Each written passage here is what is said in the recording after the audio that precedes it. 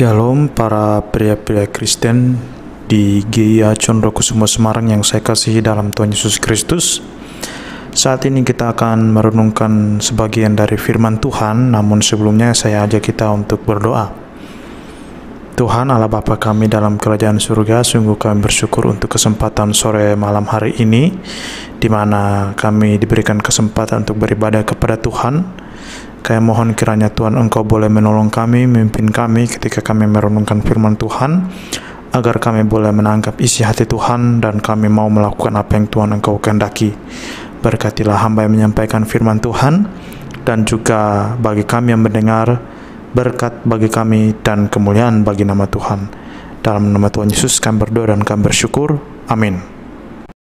Renungan firman Tuhan pada saat sore hari ini saya ambil di dalam kitab Hakim-Hakim pasal yang ke-6 ayat 11 sampai ayat yang ke-16.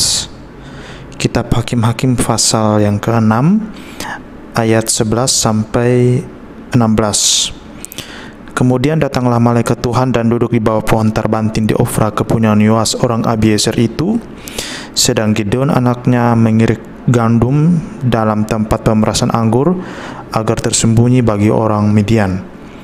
Malaikat Tuhan menampakkan diri kepadanya dan berfirman kepadanya dengan demikian, Tuhan menyertai engkau, ya pahlawan yang gagah berani. Jawab Gideon kepadanya, Tuhanku, jika Tuhan menyertai kami, mengapa semuanya ini menimpa kami? Di manakah segala perbuatan-perbuatannya yang ajaib yang diceritakan oleh nenek moyang kami kepada kami? Ketika mereka berkata, bukankah Tuhan telah menuntun kita keluar dari Mesir? Tetapi sekarang Tuhan membuang kami dan menyerahkan kami ke dalam cengkraman orang Midian. Lalu berpalinglah Tuhan kepadanya dan berfirman, pergilah dengan kekuatanmu ini dan selamatkanlah orang Israel dari cengkraman orang Midian. Bukankah aku mengutus engkau? Tetapi jawabnya kepadanya, Tuanku, dengan apakah akan kuselamatkan orang Israel? Ketahuilah kaumku adalah yang paling kecil di antara suku Manasye, dan aku pun seorang dari yang paling muda di antara kaum keluargaku. Berfirmanlah Tuhan kepadanya, tetapi akulah yang menyertai engkau, sebab itu engkau akan memukul kalah orang Midian itu sampai habis. Saudara-saudara sekalian, teks yang baru saja kita baca adalah cerita tentang Gideon, dan Gideon ini adalah salah seorang hakim di Israel. Hakim di sini bukanlah hakim yang memutus sebuah perkara peradilan di pengadilan seperti hakim kita pada masa zaman ini, tetapi hakim di sini adalah seorang pemimpin karismatik yang pada saat itu memimpin bangsa Israel. Nah, dulu pada waktu bangsa Israel itu sudah menduduki tanah Kanaan, mereka belum menjadi sebuah kerajaan. Dan oleh karena itu mereka belum mempunyai ibu kota terpusat, dan juga mereka juga belum memiliki seorang pemimpin yang terpusat. Nah, tapi pada saat itu hanya muncul pemimpin-pemimpin yang kemudian diakui dan diterima oleh masyarakat Israel pada waktu itu. Nah, kondisi bangsa Israel sebelum mereka menjadi kerajaan pada waktu itu adalah bahwa mereka itu tidak mempunyai pemimpin yang terpusat, dan karena itu mereka seringkali tergoda untuk menyembah Allah-Allah orang Kanaan.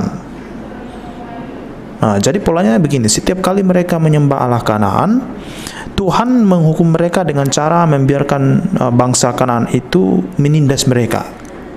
Nah, pada waktu mereka tertindas, mereka kemudian berteriak kepada Tuhan. Mereka berseru kepada Tuhan supaya Tuhan menolong mereka. Lalu kemudian Tuhan bangkitkan seorang hakim. Nah, hakim itu kemudian memimpin mereka untuk mengalahkan bangsa yang menindas mereka. Nah, selama hakim itu hidup, mereka taat kepada Tuhan. Tapi begitu hakim itu mati, mereka berbalik lagi menyembah berhala atau Allah orang Kanaan. Kemudian Tuhan menghukum mereka lagi, disiksa dan ditindas oleh bangsa Kanaan. Lalu mereka teriak lagi kepada Tuhan, dan Tuhan bangkitkan lagi seorang hakim bagi mereka untuk menyelamatkan mereka dari bangsa Kanaan pada waktu itu. Jadi itu pola seperti itu. Nah, jadi bangsa Israel pada waktu itu tidak ada pemimpin pusat, tetapi mereka terikat satu sama lain karena mereka itu adalah satu darah. Mereka lebih diikat oleh kesatuan keturunan bukan kesatuan politis, ekonomi dan lain sebagainya. Mereka terikat satu sama lain karena kebetulan mereka itu satu keturunan. Tapi kemudian mereka tidak mempunyai pemimpin yang terpusat, belum ada pemimpin yang menonjol. Nah, dan kemudian ada pemimpin yang begitu menonjol, pemimpin itu ditonjolkan Tuhan. Nah, tetapi polanya itu seperti tadi. Hakim itu hidup, mereka taat kepada Tuhan. Hakim itu mati, mereka menyembah lagi berhala. Dihukum Tuhan, menderita, teriak kepada Tuhan. Tuhan bangkitkan seorang hakim lagi. Nah, salah satu hakim dalam teks ini adalah Gideon. Gideon ini berasal dari suku Manasye dan berasal dari keluarga Yoas. Keluarga Yoas ini adalah salah satu keluarga yang paling kecil di suku Manasye. Nah, jadi di sini kita bisa melihat sukunya sudah kecil, dia berasal dari keluarga kecil. Nah, ketika dia juga pada waktu itu masih kecil, masih sangat muda. Pada waktu itu dia masih sangat muda, dan ketika Gideon menjadi seorang hakim, bangsa Israel sedang ditindas oleh bangsa Midian. Nah, pada suatu waktu Gideon ini sedang mengirik gandum di tempat pemerasan anggur. Kemudian malaikat Tuhan datang kepada Gideon dan bilang sama Gideon itu seperti dalam ayat yang ke-12 tadi, Tuhan menyertai engkau, ya pahlawan yang gagah berani.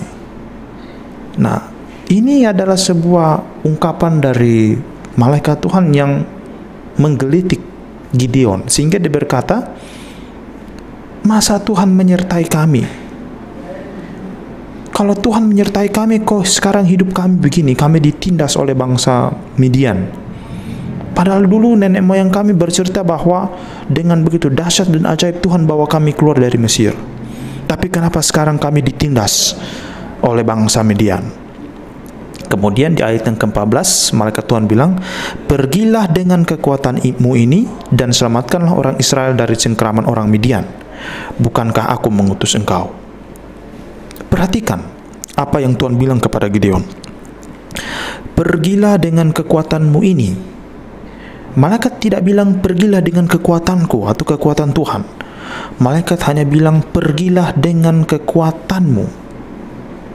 Artinya ada Tuhan mau agar Gideon pergi dengan kekuatan yang dia miliki untuk mengalahkan orang Midian. Artinya adalah Tuhan mau Gideon menggunakan kapasitas yang dia miliki. Tuhan mau agar Gideon menggunakan semua potensi yang ada pada dia untuk mengalahkan orang Midian. Tapi apa respon Gideon? Dia justru meremehkan dirinya sendiri.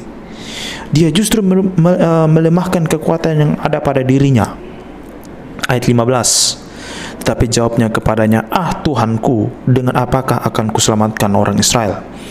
Ketahuilah, kaumku adalah kaum yang paling kecil di antara suku Manasye, dan aku pun seorang yang paling muda di antara kaum keluargaku.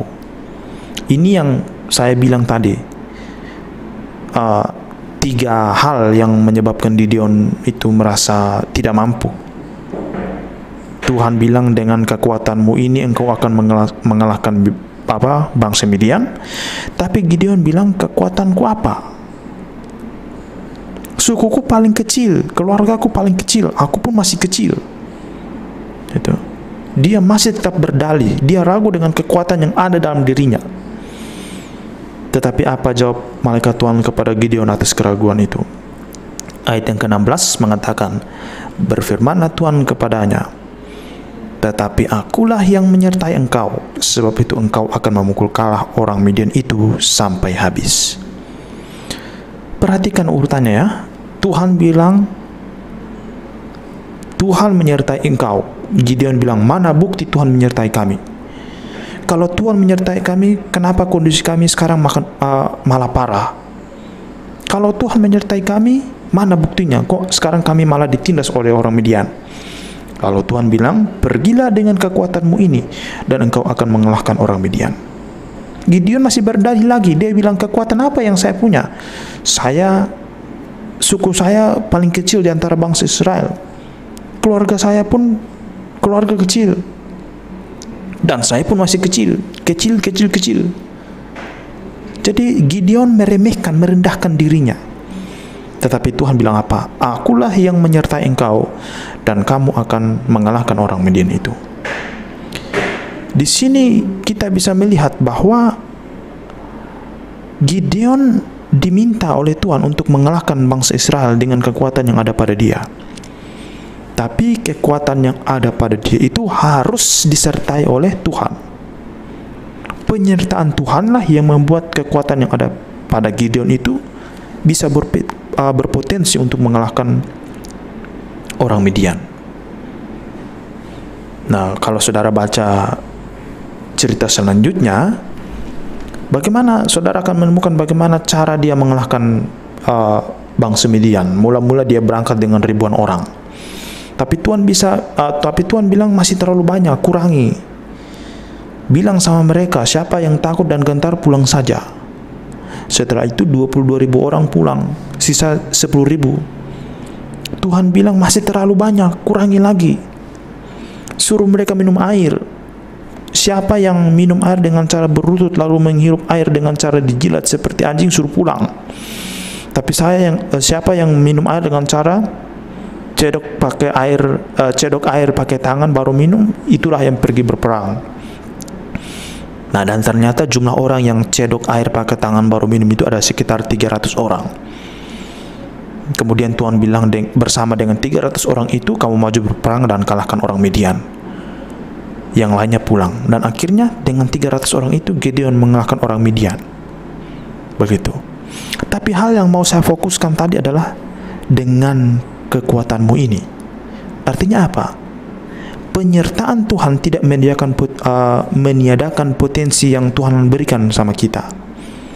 Kalau Tuhan memberikan kekuatan kepada kita, tidak berarti seperti tabung kosong yang kemudian diisi penuh dengan kekuatan Tuhan. Tidak.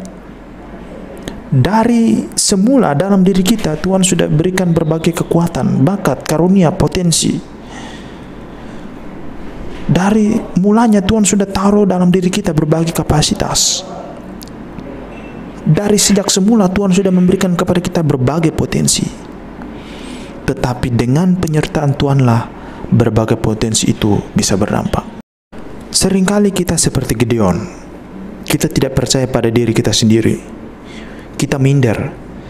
Kita melemahkan kekuatan yang ada pada kita terlebih dahulu. Merasa bahwa saya ini tidak bisa berbuat apa-apa. Saya tidak punya talenta apa-apa. Tetapi kita lupa bahwa dalam diri kita sebenarnya ada berbagai potensi dan kemampuan yang sudah Tuhan berikan sebelumnya, yang Tuhan mau supaya kita gunakan semua potensi itu supaya kita bisa berdampak bagi orang lain. Penyertaan Tuhan tidak menyediakan potensi-potensi dalam diri kita. Penyertaan Tuhan tidak mematikan potensi-potensi yang ada dalam diri kita. Tapi supaya potensi-potensi yang ada dalam diri kita itu bisa berdampak pada orang lain, maka kita harus disertai Tuhan. Oleh karena itu, walaupun dalam diri kita ada berbagai banyak karunia, potensi, bakat, talenta yang bisa kita gunakan untuk jadi berkat bagi sesama dan melayani Tuhan, tetapi ingat, tanpa penyertaan daripada Tuhan, semuanya itu omong kosong. Oleh sebab itu, di sini kita belajar kita harus mengandalkan Tuhan dalam setiap aspek kehidupan kita. Okelah, kita punya segudang prestasi, kita punya berbagai potensi, kemampuan, bakat yang bisa kita gunakan. Tapi ingat, kita harus mengandalkan Tuhan. Karena tanpa penyertaan daripada Tuhan, kita tidak bisa menjadi orang yang menjadi berkat bagi orang lain dan bisa berdampak bagi pekerjaan Tuhan. Gunakanlah setiap potensi kemampuan yang ada dalam diri kita untuk menjadi berkat bagi orang lain, dan minta Tuhan supaya menyertai kita agar apa yang kita punya itu semuanya bisa jadi berkat bagi orang lain dan kemuliaan bagi nama Tuhan. Amin buat firman Tuhan. Tuhan Yesus memberkati kita sekalian. Bapa di surga, terima kasih untuk pengajaran firman yang telah kami dengar. Tolonglah kami agar kami mampu menggunakan setiap potensi yang ada dalam diri kami bagi kemuliaan nama-Mu, dan biarlah penyertaan-Mu senantiasa ada bagi kami. Dalam nama Yesus kami berdoa dan kami bersyukur. Amin.